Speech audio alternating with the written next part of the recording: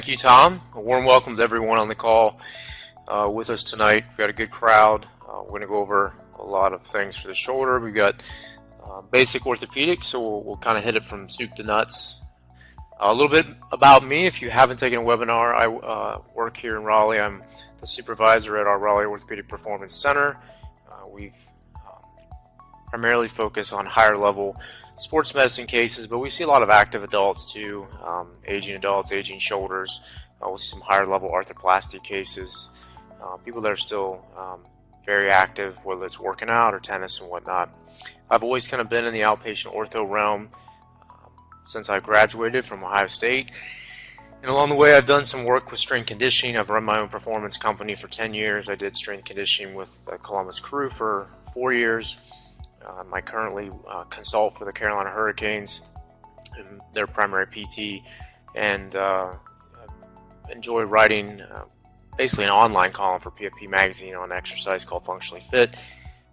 So as far as practice focus, a lot of exercise based and a lot of manual therapy work as well, mix in dry needling and some other fun things. This is a screenshot of our facility where we're at now. We've got a large functional training space. We're getting ready to actually relocate to a new location. Won't be quite as large, but we'll be moving next week. So always fun to move, but always exciting for a new place too.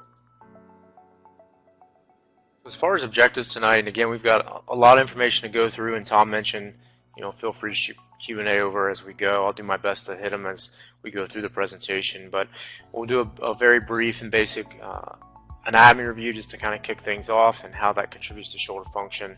We'll talk about signs and symptoms of common disorders, walk through a pretty thorough shoulder exam, how you would rule out differential diagnoses. It's really important if you're on the front line like I am with direct access. I see lots of people before they ever go to the physician, so you just want to make sure you feel confident about what you're telling them.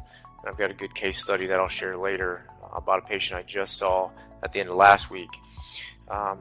We'll talk about a multimodal approach to treatment for various shoulder conditions, how to maximize outcomes, and we'll talk about key concepts for post-operative care regarding shoulder stabilization, labral repair, rotator cuff repair, standard subacromial decompression, and lastly, shoulder arthroplasty.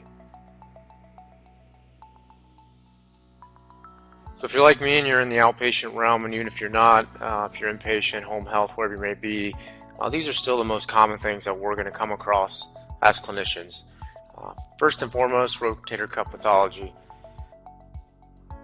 It comes in all shapes and sizes, and typically more common in your male patients, but it can certainly